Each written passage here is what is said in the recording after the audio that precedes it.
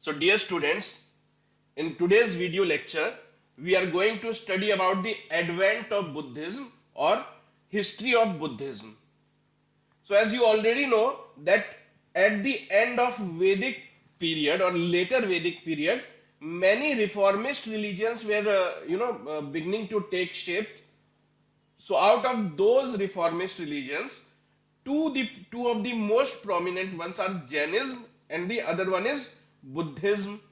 So in this video lecture, we are going to study what how did Buddhism came into being, what are its religious principles, philosophies, and how did it shape the history of India. So let's see. So Buddhism started in India over 2600 years ago if you compare it with today. So Buddhism is almost like 2600 years old by now. So it started as a reformist religion within the folds of Hinduism. So what is reformist religions? Because because during the later Vedic era, so people were fed up of complex rituals, Vedic rituals, because Vedic rituals involved lot of money, lot of time. It was very elaborate. It required people to sacrifice money, animals, fruits. So it was not possible for lower class people to conduct all such ceremonies. But the Vedic rituals were said to be a must. If you do not perform Vedic rituals, that means you are not going to heaven, you are going to hell. So that was the perception. So that's why people were fed up, they wanted changes, they wanted reform. So that's why these new religions and Buddhism in particular, so it is said to be a reformist religion, reform. So it brought about a reform in religious thinking, religious beliefs. So though it started to reform Hinduism, but it grew as a separate religion. So you cannot say that Buddhism and Hinduism are same, or you cannot say that Buddhism is part of Hinduism. No, that is wrong to say, because it gradually it grew into a completely independent philosophy. It's a completely independent religious philosophy from the clutches of Vedic beliefs and practices. So you cannot associate, you cannot say that it is it is a branch of Vedic philosophy. No, it is not a branch of Vedic philosophy. It's a complete separate philosophy in itself. It is one of the important religions of South and Southeastern Asian countries. So South and Southeastern Asian countries such as Thailand, Japan, China, Cambodia, Laos, Myanmar. So all these are majorly Buddhist countries. Now the religion is based upon the teachings, life experiences of its founder. So this religion of Buddhism is based on the teachings and life. So what kind of life Siddhartha Gautam, who is the founder of this religious philosophy, so it is based on his life and his teaching. So Siddhartha Gautam, who later on came to be known as Lord Gautam Buddha, so he was born in 563 BC. Now who was this Gautam Buddha? What was his life all about? So Gautam Buddha was born as Prince Siddhartha. So his childhood name was Siddhartha and not Gautam nor Buddha. He was Siddhartha at the time of his birth. So where was he born? He was born at Lumbini. Lumbini near Kapilvastu, Nepal. So basically in most of the competitive exams you will get Lumbini as one of the options, not Kapilvastu. But both are correct. Lumbini is the precise location. So his father's name was Suddhodhan and mother's name was Mahamaya. So Suddhodhan, that means his father was the chief of Sakya clan. So this clan was basically a Kshatriya class tribe. So clan means a tribe. So his father was a tribal leader, you can say. So his father was the leader of Sakya tribe or Sakya clan, because of which he is also known as Sakya Muni or monk who is a Sakya.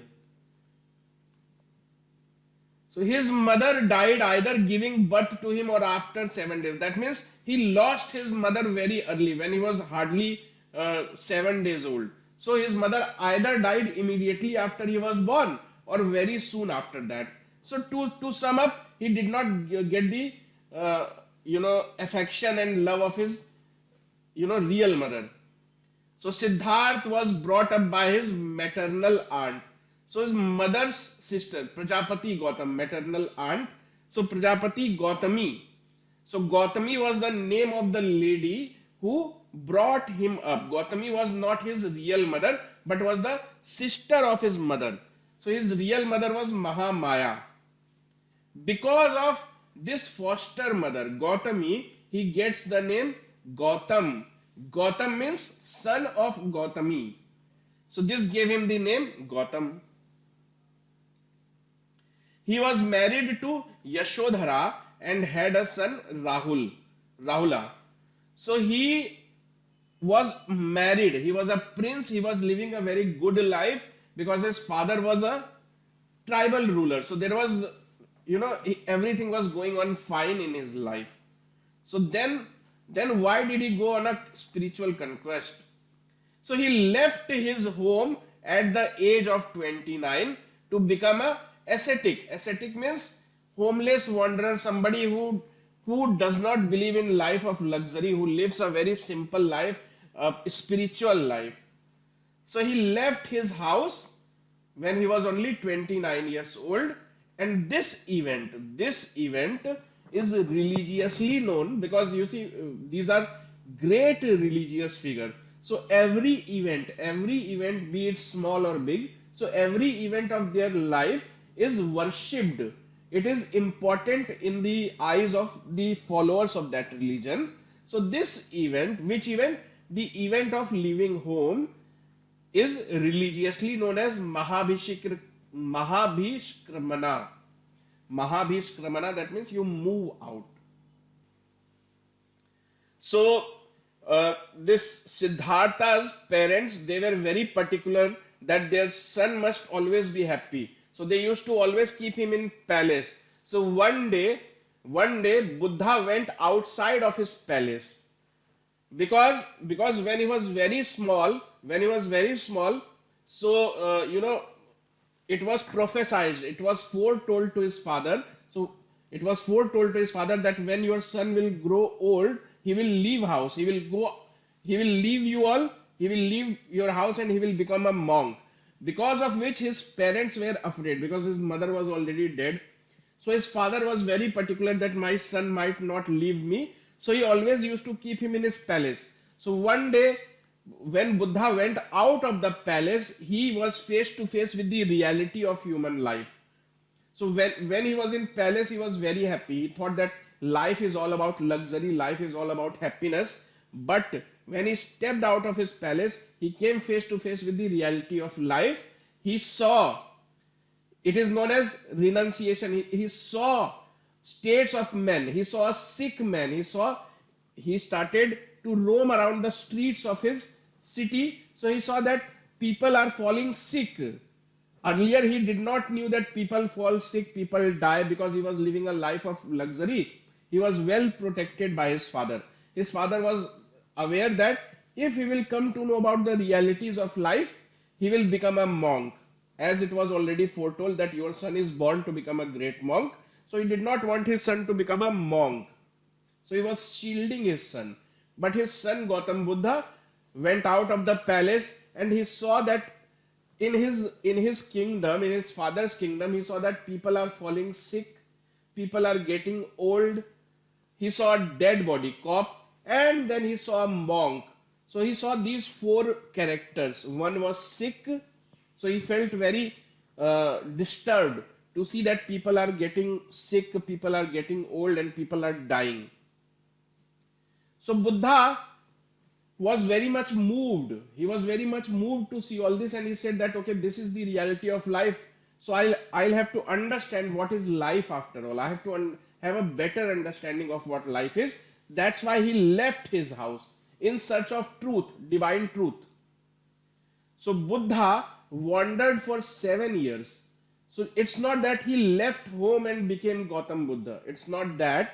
So he did a great penance. He did away with all the luxuries of his life and he started to live as an ascetic, very simple life, life full of problems. You can say, I won't call it problem, but full of sacrifices. You give up all your luxury. So Buddha wandered for 7 years, and when he was 35 years old, he attained enlightenment.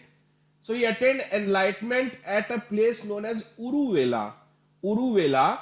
So while he was meditating under a peepal of tree. So what did monks used to do back then? So they used to go to jungles. They used to clear some place in the jungle. They used to sit under a tree and they used to meditate. No food, no water. For days after days, they used to continue to meditate. So it was this what was known as penance. This is what was being done by the monks. They used to sit under the tree, meditate, try to connect to the divine being. So this is how after 7 years of trying hard, on one fine day Buddha attained enlightenment. Enlightenment means he felt connected with the divine being. So he got the knowledge. So knowledge was passed to him. So Uruvela was the place where he attained enlightenment, and he was sitting under a peepal tree on the banks of river Niranjana. So all these facts are important. Where did he attain enlightenment? Uruvela. Which tree was he sitting under? He was sitting under a peepal tree. On the banks of which river? On the banks of river Niranjana. So this tree came to be known as Bodhi tree. Bodh means enlightenment. Enlightenment. So the tree under which he received enlightenment is today known as Bodhi tree. And the place became to be known as Bodh Gaya. Bodh Gaya. And this river, in today's geography, this river is known as Saryu. But back then it was known as Niranjana. So you have to remember all these facts. He gave his first sermon at Sarnath. So Sarnath is a place near Varanasi. So after he became enlightened, he said that let me spread this knowledge to other people as well. So he started roaming from place to place and he started giving sermons so that other people might also benefit from the knowledge he has just gained. So first sermon is very important. This is the first time he is giving sermon. So this is very important event of his life. So this event is known as Dharma Chakra Parivartan. That means the wheels of dharma or the religion have started to roll, because now he have started to give teaching sermons. So Dharma Chakra has started. Cycle of religion. So he died in 483 BC under a sal tree in Kushinagar. So where was he born? So he was born in Lumbini, Nepal. Lumbini, which is in present day Nepal.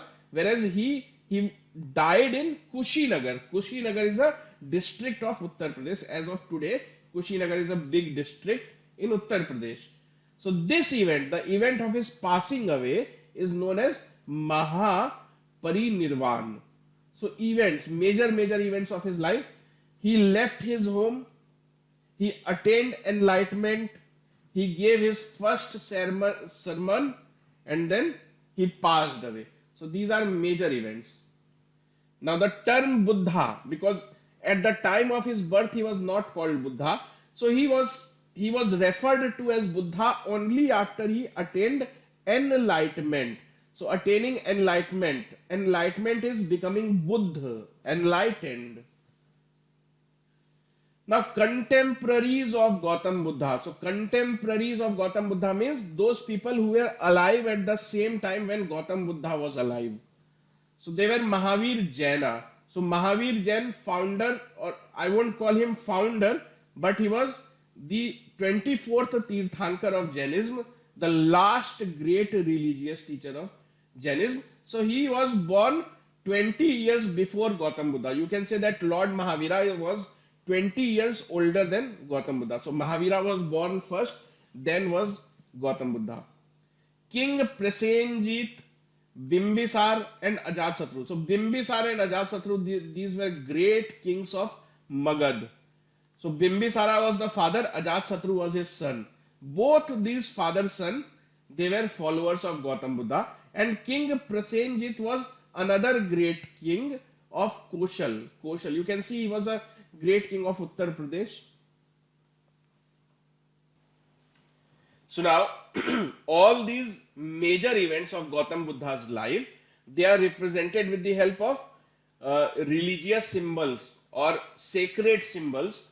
So you can say these are the 5 major events of his life, and all these 5 major events are represented with use of symbols. So these are sacred symbols of Buddhism. So these questions have been asked couple of times, that horse is depicting which event of Gautam Buddha's life, or let's say death of Gautam Buddha is depicted by what. So you have to remember this. So 5 major events. Buddha's birth, it is represented by lotus and bull. The great departure. Great departure means he left his home. Left his home. So in Buddhist terminology, that is known as Mahabhinishkarmana. So you don't have to remember this, let alone pronounce. So it's very difficult to pronounce as well. So how difficult it would be to remember. So you have to simply remember event and its associated symbol. Third important event, his attaining enlightenment. So he attained enlightenment. So that is represented by Bodhi tree. Because Bodhi tree was the tree under which he was sitting when he got enlightened. First sermon, that means his first teaching, first time that he taught to his disciples. So that is represented by wheel. Dhamma Chakra Parivartan, the wheels of the religion starts to roll. The last important event of Gautam Buddha's life was his passing away. So his passing for his heavenly abode.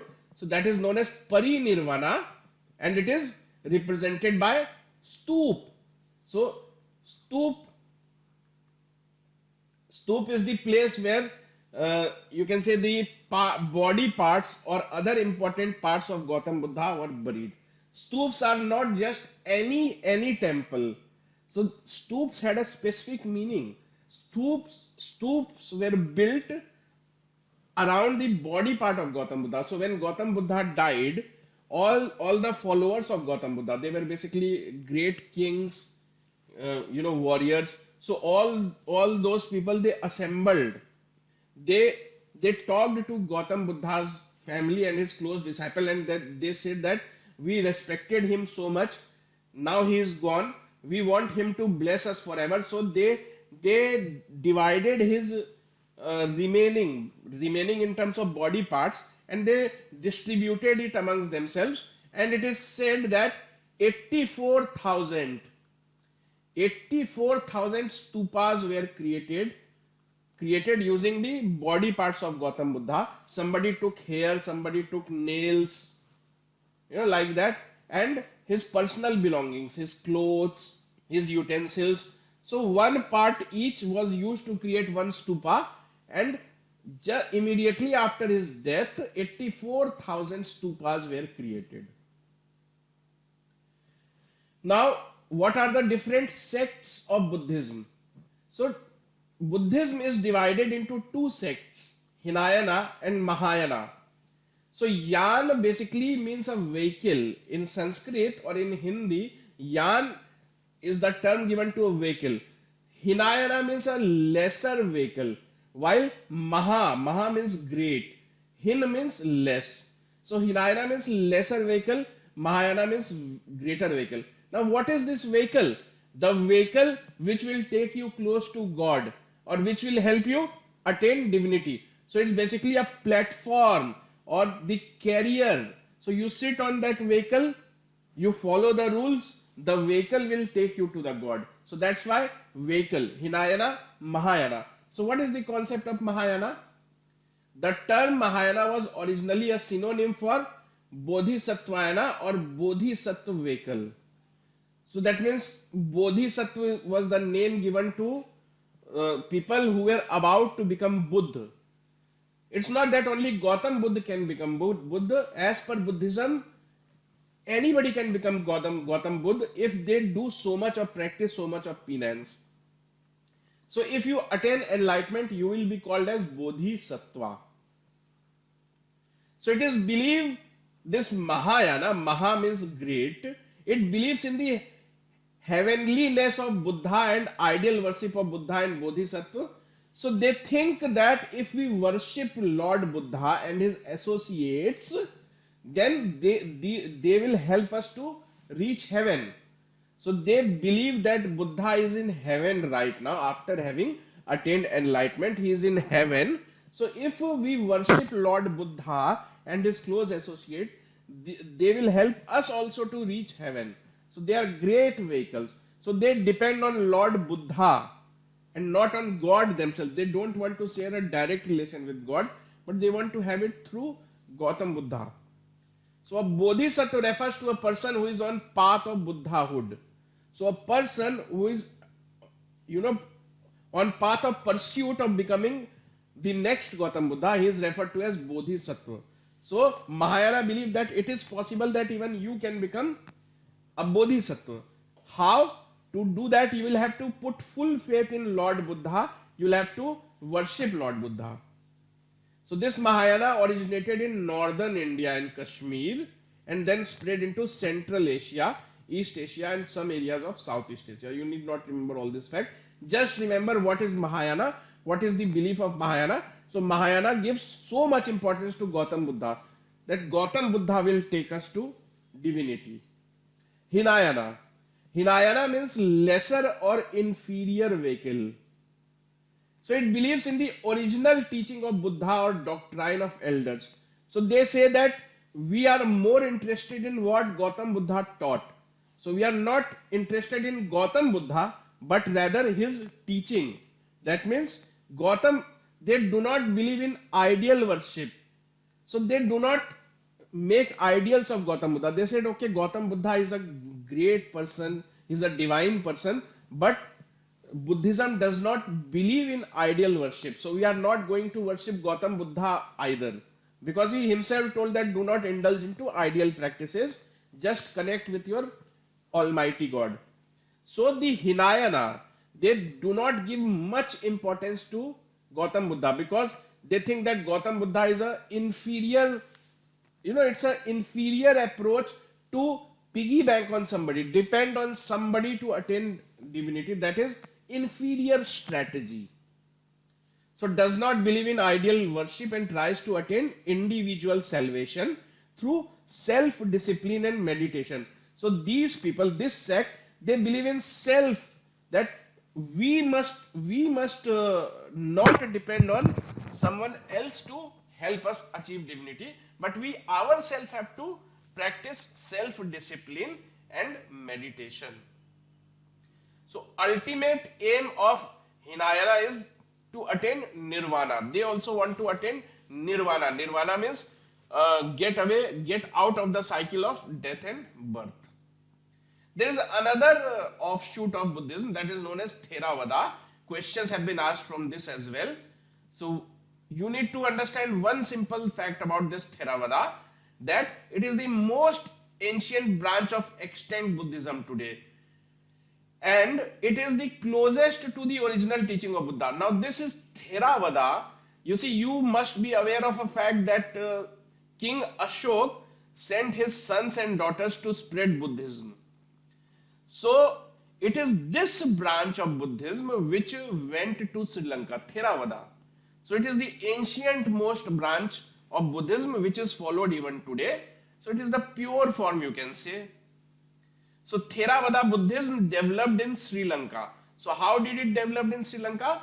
Because as you must be aware that King Ashok, who was the great king of Mauryan dynasty, so he had sent his sons and daughters because he has converted to Buddhism and he wanted to spread Buddhism to the entire world. So this is how Buddhism reached Sri Lanka, and the branch of Buddhism that developed in Sri Lanka is known as Theravada Buddhism. So this is the only fact that you need to remember. So it is dominant form of religion in Cambodia, Laos, Myanmar, Sri Lanka and Thailand. This third branch, Theravada. So this basically developed not in India but on the soils of Sri Lanka. Please remember this fact. Now let us understand that what are the philosophies of Buddhism. So if you have a religion, so religion is based on certain beliefs, certain ideologies. So let us understand. So four noble truths. That means four noble truths that every human being must be aware of before setting on a pursuit of divinity. That means you have to realize that what is the truth of life. So four noble truths. The first is dukkha or suffering. So Gautam Buddha teaches us that there are four noble truths that every human being must be aware of. They must acknowledge, they must realize. What are those four noble truths? The first is dukkha, sadness, suffering. So Gautam Buddha says that it is the essence of the world. That means nobody in this world can avoid these four noble truths. That means you someday or at some point in life, everybody faces these. So first is dukkha or suffering. The second noble truth is every suffering has a cause. That means if you are suffering, so you must have done something, or there must be a reason behind that. So it's not that all of a sudden, you will start suffering. So you must have done something, or either somebody else must have done something which set a chain reaction. So it says that there is suffering and suffering has a cause. Suffering could be extinguished. That means there is suffering, suffering has a cause, and if suffering has a cause, then it can be extinguished as well. That means you can do away with your suffering, you can extinguish it. So the fourth truth, he said that if you want to extinguish or if you want to do away with your suffering, you have to follow Atthanga Maga, means eightfold. Atthang, eight. Maga means way, path, marg. So if you want to get rid of this chain of suffering, or if you want to achieve equanimity. Equanimity means neither you feel sorrow nor do you feel happiness. So you have to follow eightfold path. So this eightfold path is revealed by Gautam Buddha. So it is known as Atthanga Marg. So you want to attain divinity, you have to get rid of suffering, then please follow eightfold path. So now what is that eightfold path? So 8 doctrines, that means 8 things to keep in mind, or 8 ways to conduct your life. The first is right understanding. That means your understanding must be right. It means you don't have to fall for trickery. If somebody tells you that perform this sacrifice or that sacrifice and you will attain divinity, you have to have proper understanding, that nobody should teach you any falsehood. So you have to have right understanding of spiritual context. Right resolve. That means you must have right resolve. See, if a person says that I will become a king and I will go to any extent to become a king, so it is his resolve. He have resolved that I will become a king come what may. So same way you have to have the right resolve that I am going to attain God. So I resolve, right resolve. You can resolve to become a thief, you can resolve to become a divine being. So it is up to you. You should have the right resolve. That means right attitude, right devotion. Right speech. That means never speak foul language, never hurt anybody else with what you speak. Right action. Never do anything wrong. So right action means what? Always do things that are necessary and that will take you closer to spirituality. Don't do anything, that will harm your religious sanctity. Right living. That means there are certain set of rules that one need to follow. That is known as right living, because even an animal lives. then what is the difference between a human being and animal? So you have to follow a certain set of norms, right living, right efforts. That means you have to always keep on putting in efforts to reach your goal. And in this perspective, what is the goal? Goal is to become the next Buddha, to become Bodhisattva, to become enlightened. So these eightfold paths are not eightfold paths to crack any exam. So these are eightfold paths towards a particular goal. What is that goal? Goal is to become Bodhisattva, to come nearer to Lord Buddha. The next one is right thought. That means do not allow any wicked thought to crop in your head. So you always have to think right thing. You always have to be calm, composed, always positive thoughts. Right self-concentration. That means you have to be fully concentrated on what you want to achieve in life. So you have to be devoted towards your goal. It's not that in the morning you decided that, okay, I'm going to do penance, I will never speak lie, I will never steal from others, but you lost concentration. So you have to be full focused.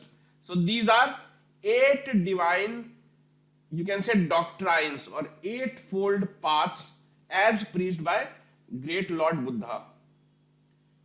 Now what are the religious texts? So Tripitaka, religious texts of Buddhism. So religious text. So tri or tri, as the name suggests, 3. So 3 most important religious texts of Buddhism. The Buddhist scriptures in Pali are commonly referred to as Tripitaka. So Pali, what is Pali? So Pali was the language spoken by ancient, you can say, Magad and North Indian people. So Pali was the language in which all the religious texts have been composed. So these religious texts are three most important religious texts together are known as Tripitaka. There are many religious texts. I am not saying that there are only 3, but out of all those, 3 most important ones are together known as Tripitaka. So if the question is asked that Tripitaka is the sacred religious text of which religion, so you'll have to know that it is related to Buddhism. So try. So these are Vinay Pitaka. Pitak means box. Tree means 3. Pitak is box. So boxes of knowledge. So Tripitaka includes Vinay Pitak, Sut Pitak and Abhidhamma Pitak. So 3 different books, 3 most important books. So what do these books contain? So Vinay Pitak. So Vinay Pitak focuses on monastic rule. So Vinay Pitak basically teaches you how to live in a monastery. What is a monastery? So as I already told you that in a search of divinity, people used to leave their homes. So either they used to go in jungles, or some monks used to come together. They used to build a spiritual house known as monastery. So you have to follow certain rules to live in monastery. So if you live in monastery, you cannot play music, you cannot eat chicken. So there are rules. So all those rules of how to live in a monastery were mentioned in Vinay Pitaka. It is a rule book. Sut Pitaka focuses on Buddhist discourses. So Sut Pitaka basically contains sayings of Lord Buddha, sayings, philosophies and beliefs of Lord Buddha. So these are not rules, but basically what Gautam Buddha used to teach. The third is Abhidhamma Pitaka. So the third important book, it contains expositions and commentaries on the doctrines. See, this Sut Pitaka is the wording of Gautam Buddha himself, whereas Abhidhamma Pitaka explain. It does the, you can say it is the explanation with opinions and commentaries. So whosoever have written Abhidham Pitaka, so he was trying to explain what Gautam Buddha said and why did he said so. So three books. First, rule book, Vinay Pitak. So this is basically a rule book. Sut Pitak, you can say sayings of Lord Buddha, sayings of Lord Buddha. The third, Abhidham Pitak, it is basically a commentary on what are the teachings of Lord Buddha. So dear students, just after the Vedic period ended, there were very many religious philosophies trying to replace the orthodox Vedic practices. There were not only Buddhism and Jainism, there were many other religious orders. So out of these so many orders, only Jainism and Buddhism could grow. So now let us understand that what were the reasons which allowed Buddhism to grow at such a rapid pace. And as we know that today almost 15% of world population, they subscribe to Buddhism. So now let us understand what was the reason because of which Buddhism flourished. So the first reason was it received royal patronage. That means the kings of those days, great kings, kings of Magad, kings of Odisha. So kings themselves came forward, they embraced Buddhism and they funded the spread of Buddhism. So let us see. The most important king which helped in spreading of Buddhism is King Ashoka. So King Ashoka was the king of Magad. He belonged to Mauryan dynasty. He was a Mauryan king and he himself embraced Buddhism and made Buddha Dharma the basis of his rule. So when he became a Buddhist, so he started to spread Buddhism and he made Buddhism the crux of his political discourse. That means he said that I will rule according to the teachings of Gautam Buddha. That means I will not hurt anyone. I will see to it that my subjects or my people, they are flourishing.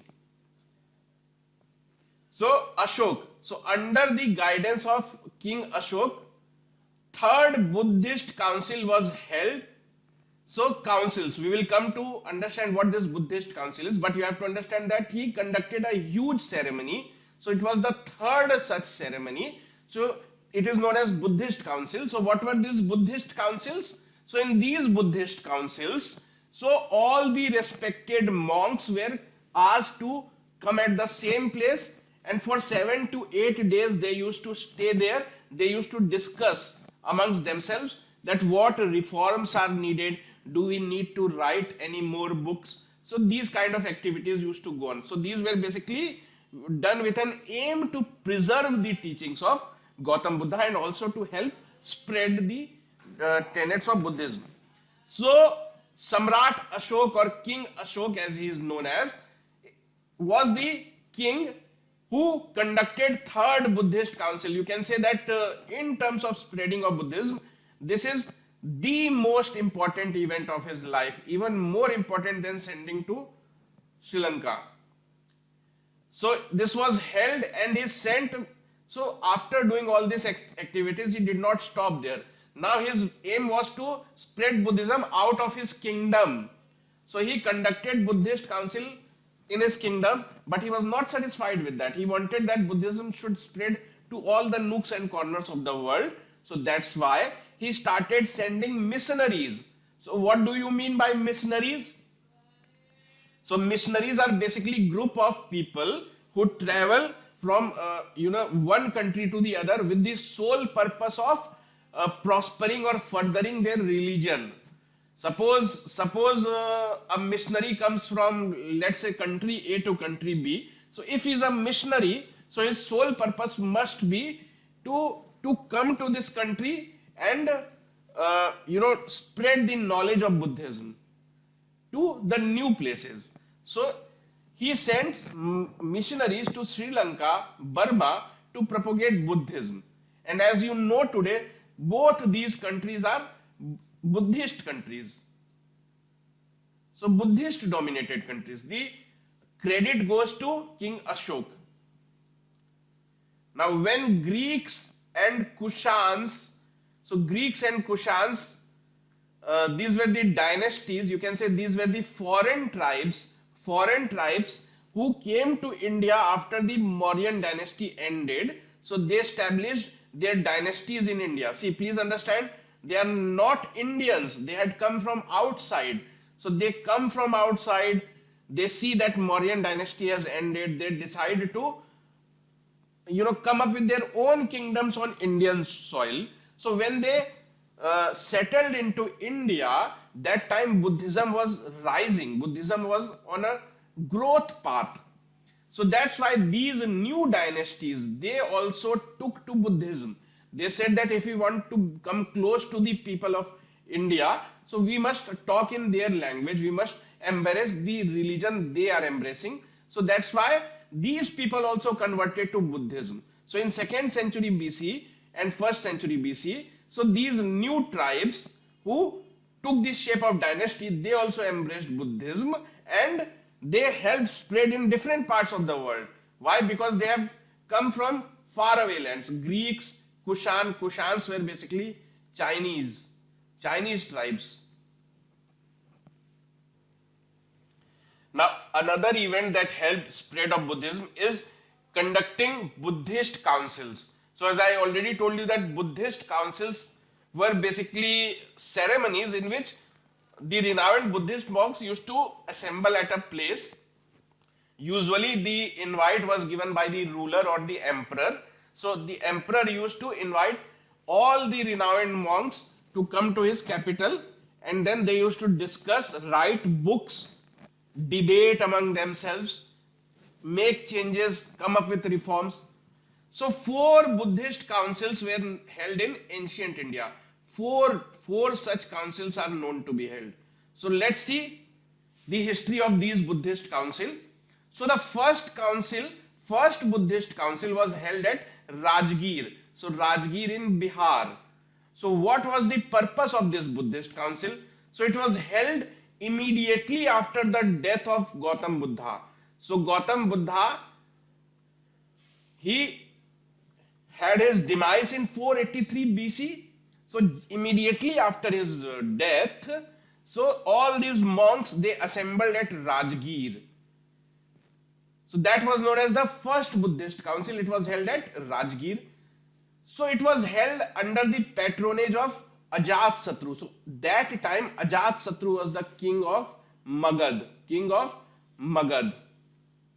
So as I already told you, only a king had that much resources and capacity that he could invite all the monks. So whenever you think of a Buddhist council, you have to think that there must be a king who have invited all this. So you will have to remember the name of that king and where did he invite them. That means the place, the year and the king. And the 4th important point is who was the chief monk, because you are calling all the monks. So who was the head monk of that assembly? So the first Buddhist council was called by King Ajatasattu. He asked everybody to come to Rajgir, and who was the chief monk? Mahakashyap. You have to remember only this much. These are additional information which I as a teacher have to pass on to you. But let me be very honest, you don't have to stress yourself by remembering the purpose of council. You don't have to remember the purpose of council. You only have to remember who the king was, where was it held, who was the chief monk, that's it, and year.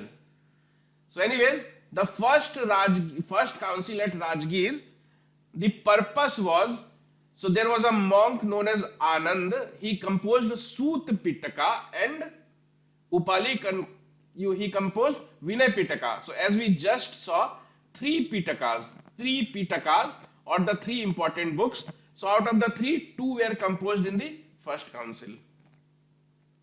The second council was held at Vaishali. So Vaishali again in Bihar. So why was it held? It was held to commemorate 100 years of death of Gautam Buddha, which is known as Mahaparinirvana. So calling it death is not a good thing. So let's call it Mahaparinirvana.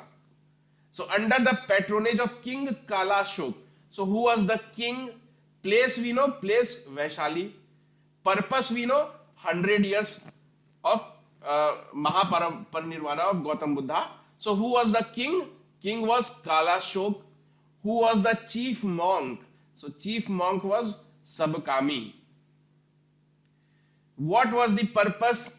So mainly due to 10 disputed points under Vinay Pitaka. So the purpose of calling this assembly was to clear this dispute, because 100 years ago 2 Pitakas were written, Vinay Pitak and Sut Pitak were written. So some minor differences based on the rules that how to live in monasteries, so that have cropped up. So to discuss that, the second Buddhist council was convened. Third Buddhist council, again Patliputra, Bihar.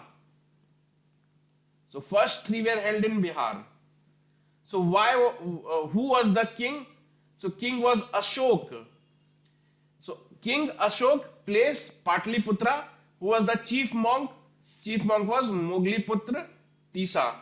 Mogaliputra, that means son of Mogali. His name was Tisa.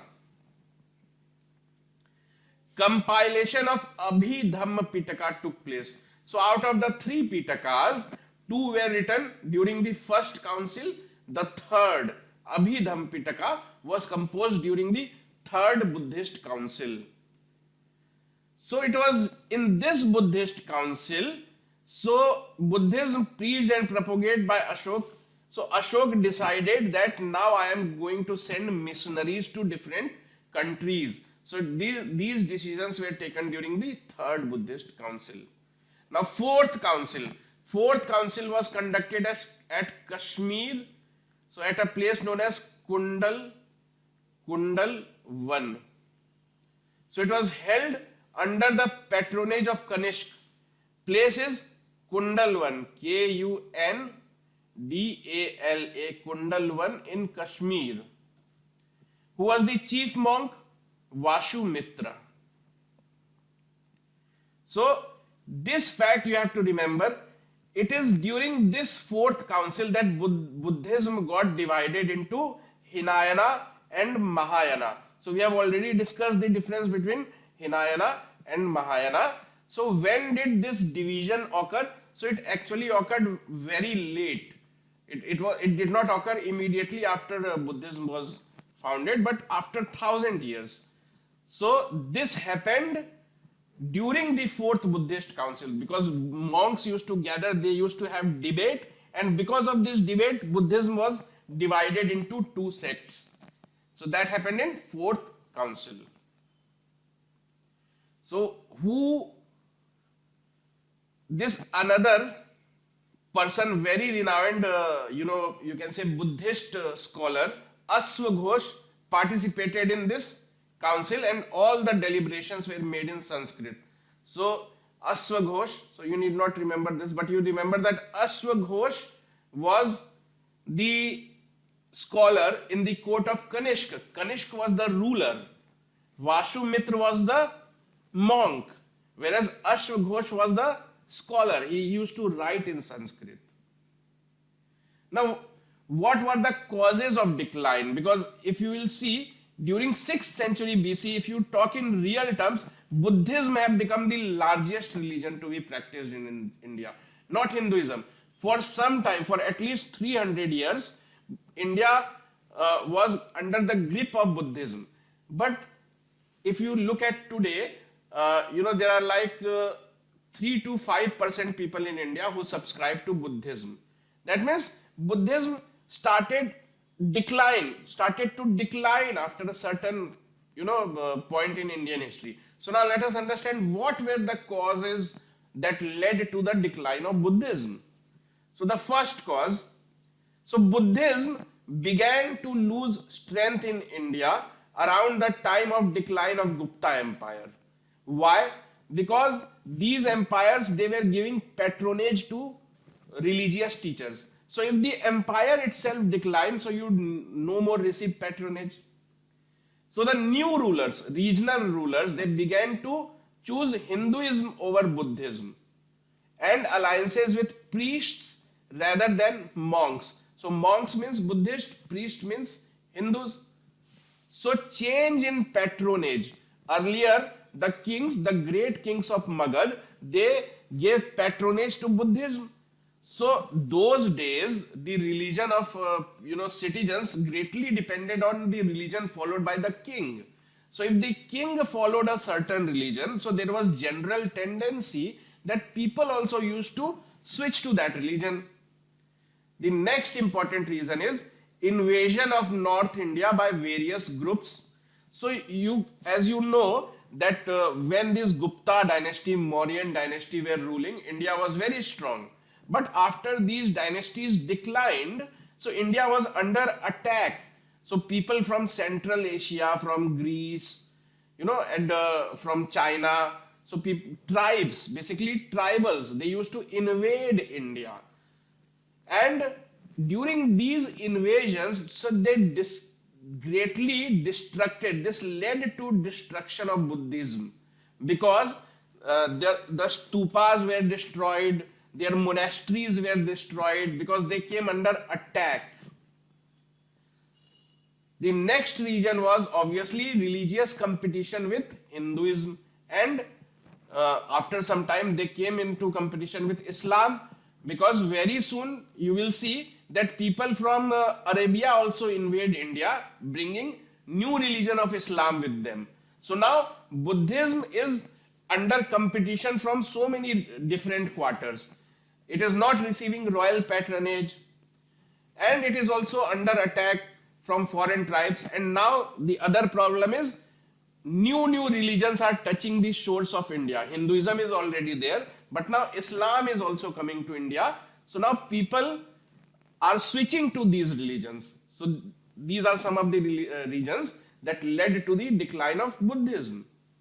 So at the same time, Hinduism followed its tradition of syncretism, incorporated the Buddha himself. So the Hindu scriptures, they claim that Lord Buddha is also the avatar of Lord Vishnu. That means they try to paint Lord Buddha as some kind of Hindu god. And this strategy also led a few Buddhists to say that, okay, we are following Lord Buddha. And if they started believing that Buddhism is just an offshoot of Hinduism. That means Buddhism, because of this approach, Buddhism started to lose its independent identity, and more and more people used to start believing that Buddhism is just an offshoot of Hinduism. The other reason is that Buddhism in India declined when Muslim traders gained control of the Silk routes through Central Asia, because missionaries were traveling to other countries. So this is India, this is China, this is Silk route. So missionaries were using this Silk route to go to other countries to take Buddhism with them. But now this route was under control of Muslims. So Muslims did not allow that to happen. So this is how Buddhism set on a journey of decline. But still today, Buddhism is, you can say, one of the major world religions. Though it has lost place in India, but if you look at the world stage, it still have almost 15% of world population subscribing to it. Now the final blow came with the arrival of Muslims, because very soon you will see that Muslims will start creating their own dynasties on Indian soil. So that also led to a major decline of the religion of Buddhism.